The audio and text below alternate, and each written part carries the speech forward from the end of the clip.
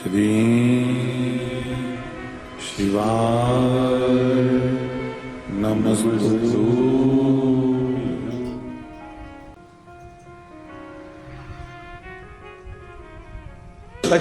या फिर कहीं रुपया पैसा अटक गया हो, नहीं निकल रहा हो, किसी व्यक्ति से कोई काम करवाना है, वो काम नहीं कर रहा, कोई फाइल आगे नहीं बढ़ रही है, कोई कार्य अटक रहा है। तो अगर आपका भी कोई कार्य पूरा नहीं हुआ है या फिर कोई आपकी इच्छाएं या मनोकामनाएं पूरी नहीं हुई हैं, तो आप यह 5 बेलपत्र और एक सफ़ेद पुष्प वाला उपाय करके अपनी मनोकामना को पूरा कर सकते हैं। तो चलिए यह उपाय हम पंडित प्रदीप मिश्रा जी के मुखारबिंद से सुनते हैं और इसको आप अपने जीवन में जरूर करके देखें। तो एक जल के पात्र में जल भरकर 5 बेलपत्री शिव जी को समर्पित कर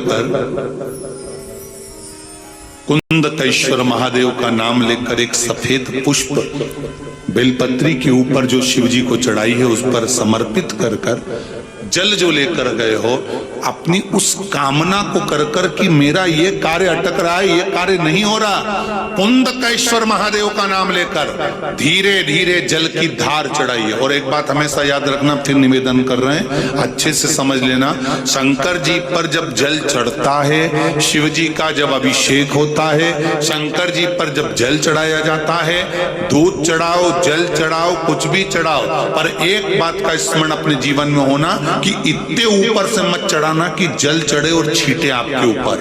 बहुत ध्यान दीजिएगा।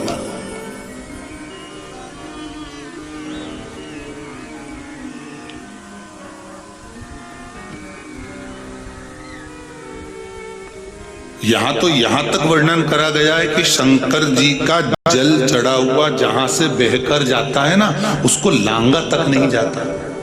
यहां लांगते हैं क्या? नहीं ना, परिक्रमा भी करेंगे तो वहीं से लौट कर वापिस डर जाएंगे। शिव जी का जहां से जल बहकर जा रहा हो, चढ़ा हुआ जल जहां से बहकर जा रहा हो, उसको लांगा तक नहीं जाता।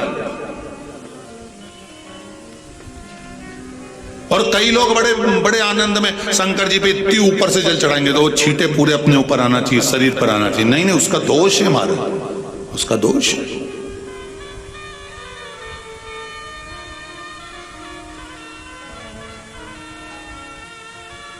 शिव जी को अगर आप जल चढ़ा रहे हो, जैसे आप भगवान को अगर जल चढ़ाओ, दूध चढ़ाओ, तो मान लो अगर जैसे एक सरल भाषा में समझ लो और अच्छे से कि जैसे ये शिवलिंग है शंकर जी का, ये शिवलिंग है, और आप जल चढ़ा रहे हो तो इतनी ऊपर से छोड़ोगे तो पानी का छींटा तो अपने ऊपर आएगा, पर वही जल, वही दूध, वही सामग्री आप शिवलिंग से थोड़ी सी दूरी बनाकर अगर आप समर्पित करेंगे तो बाबा उसको स्वीकार भी करता है और आनंद की अनुभूति भी होती है, कार्य में सिद्धता भी आती है,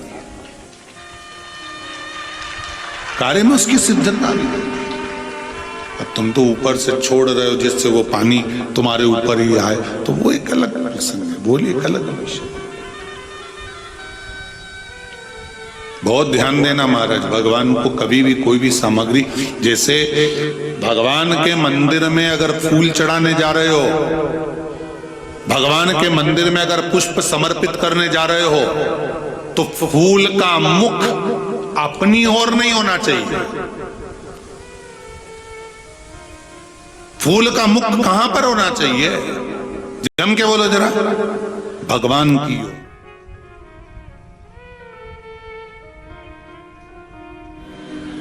घर के मटके में से, परिंदे में से, बाल्टी में से, टंकी में से, घर के हंडे में से जब एक लोटा जल लेकर जाते हो ना, उस समय पर तो अगर आप अपने घर में धन संपदा बढ़ाना चाहते हैं, रोगों, बीमारियों और दोषों को अपने घर से दूर रखना चाहते हैं, तो आप अपने घर के परिंदे में से एक लोटा जल ले जाकर शिव जी पर अर्पित करें और उस चढ़े हुए जल को अपने लोटे में डालकर वापस लाएं और अपने घर में उसको छींट देवें, ताकि आपके घर में से सभी बीमारियां, रोग, दोष दूर हो जाएं और आपके घर में धन संपदा बढ़े। तो चलिए सुनते हैं इस उपाय को पंडित प्रदीप मिश्रा जी के मुखारबिंद से। आपके मन में ये भाव प्रकट होना चाहिए कि हमारे घर में हम देवाधिदेव महादेव को जल चढ़ाने के लिए जा रहे हैं। हे शिव शंकर, अगर घर में पितृदोष है, कालसर्प दोष है, वास्तु दोष है, या मेरे घर के अंदर कोई भी दोष है, एक लोटा जल जब मैं आप पर समर्पित करूं तो मेरे देवाधिदेव महादेव हमारे घर के सारे रोग, दोष, बीमारी, कष्ट को दूर कर देना और तेरे चरणारविंद का जल देकर हमारे घर को पवित्र कर दे।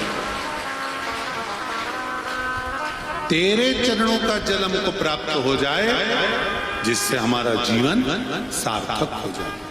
घर से जल लेकर जाओ तो ये कहकर जाओ कि हमारे कुछ दोष होंगे पूर्व के, कुछ पाप कर्म होंगे पूर्व के, वो तेरे दरवाजे पर जल चढ़ाने से मिट जाएंगे। जब वहां से आओ तो थोड़ा सा जल लाते हो साथ में, थोड़ा सा जल कलश में 2 बूंद 4 बूंद जो भी तुम लेकर आते हो वो लाकर घर में छींटते हुए प्रवेश करो। क्यों? क्योंकि हमारे घर का कोई दोष होगा, बाबा को जल चढ़ाने से वो मिट जाएगा और बाबा के चरणारविंद का जल लाकर घर में छींटने से लक्ष्मी और वैभव बढ़ जाएगा। ये उसकी कृपा से